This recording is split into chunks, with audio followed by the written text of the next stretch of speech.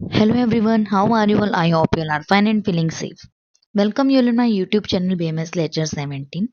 आज मैं आपको कराऊंगी अनाहर रो। ठीक है, मैक्सिमम हम 10 मार्क्स तक में ही करेंगे क्योंकि इससे ज़्यादा का कोई क्वेश्चन नहीं आता है। और आप साथ साथ नोट्स बना सकते हो आप अपने, और पहले या फिर समझ लो, एज यू विश, जैसे आपको करना है। तो हम छोटी सी ही वीडियो में आपको सारा टॉपिक मैं कवर कराऊंगी। आपको बस ये वीडियो विदाउट स्किप एंड तक देखनी है। तो स्टार्ट करते हैं ये वीडियो। सबसे पहले अनाहा। अनाहा जो है, इन्होंने बोला है आ ना हा। अनाहा को क्या होता है मेनली, इसमें वात की विगुण्यता से इसमें भी लिखा है कि जिस अवस्था में आमरस व पुरुष अमाशय अथवा पक्वाशय में क्रमशः संचित होता रहे एवं विगुणवाद के अवरुद्ध होकर स्वयं के मार्ग से ना निकले, उसे अनाह कहते हैं। क्या मतलब है? जिस अवस्था में जो आपका आम रस या तो आम कच्चा या पक्का, ठीक है, पुरुष, या ना तो वो अमाशय से निकल रहा है, ना वो मतलब अमाशय और पक्वाशय में इकट्ठा हो रहा है, वो निकल नहीं रहा कहीं पे, वात के कारण वो अवरोध हो गया, तो उसे अनाह कहते हैं। और आम भाषा में इसे कॉन्स्टिपेशन भी आप बोल सकते हैं। तो सबसे पहले आता है इसकी निरुक्ति में आप देखोगे तो ये करने की जरूरत नहीं है आपको। तो इसमें लिखा है जिस रोग में ऊर्ध्व व अधः दोनों मार्ग से मल और वायु का ना निकलना, जिसमें दोनों के मार्ग से मल और वायु का ना प्रवृत्त होना, उसे अनाह कहते हैं। ठीक है, तो अनाह के भेद क्या है? अब जो अनाह होता है, एक अमाशययुक्त होता है, एक पक्वाशययुक्त होता है। अमाशय में से अमाशययुक्त तो आमरस होगा, पक्वाशय वाला पुरीषज होता है। ठीक है, तो अनाह की संप्राप्ति क्या है वो देखते हैं हम एक बार।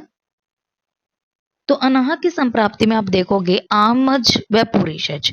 देखो, आपने इनका सेवन किया, ये इकट्ठा होता रहा, इकट्ठा हो गया। अब ये देखो, आम भी इकट्ठा हो रहा है, आम जैसे अमाशय में हो रहा है, पुरीषज वाला पुरुष पक्वाशय में इकट्ठा हो रहा है, और वायु के कारण वो अवरोध हो गया, तो रुक गया।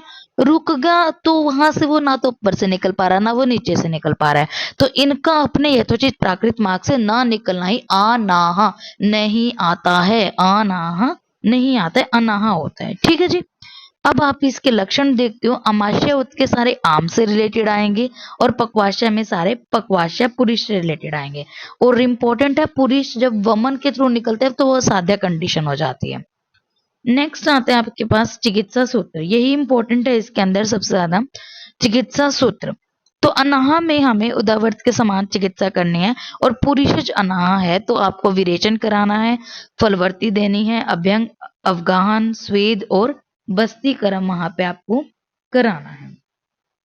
और आपको क्या याद रखना है? अपान वायु के अवरोध में वायु रुक रही है तो स्नेहपान, स्वेद, फलवर्ती, बस्तीकरण।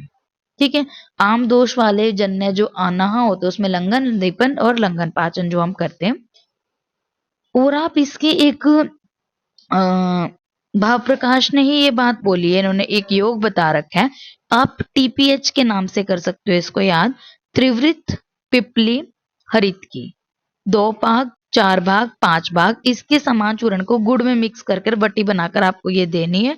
इससे जितनी भी दारुण बेशक हो अनाह, वो ठीक हो जाती। ठीक है, ये आपको याद रखना है।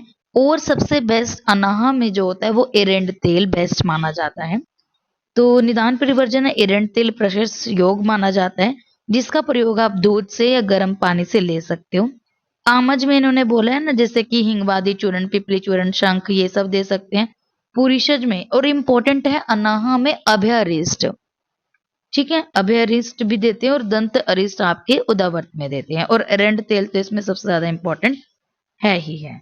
तो आपको सबसे ज्यादा इंपॉर्टेंट मैं बता देती हूँ, एक बार रिव्यू करा देती हूँ कि इसमें से क्या क्या आपको इंपॉर्टेंट है। देखो, सबसे पहले अनाह पता होना चाहिए। अनाह क्या है कि इसमें क्या होता है कि जो आम और जो पुरुष होती है, आम आपका आमाशय में इकट्ठे होते रहते हैं, और पुरुष आपके पक्वाशय में, तो ये इकट्ठे होते रहते हैं। ऊपर से वायु जो विगुण होती है वो क्या करती है, उसको अवरोध करती है, तो वो ना वो ऊपर से निकलता है, वो ना नीचे से निकल देगा।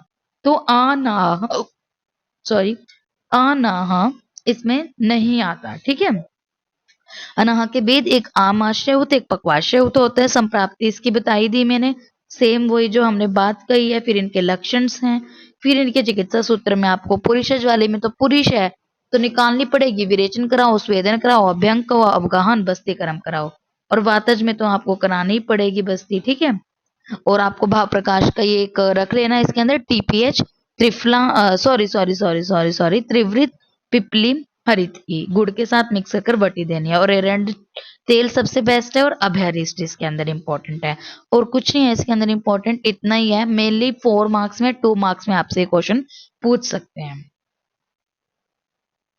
अगर आपको कोई भी डाउट हो तो आप मुझे कमेंट कर देना। और नेक्स्ट वीडियो आपको कौन से टॉपिक की चाहिए वो भी मुझे आप कमेंट कर देना। और आपको मेरी वीडियो कैसी लगी है तो प्लीज लाइक, कमेंट और सब्सक्राइब जरूर कर देना। Thank you so much for watching my video.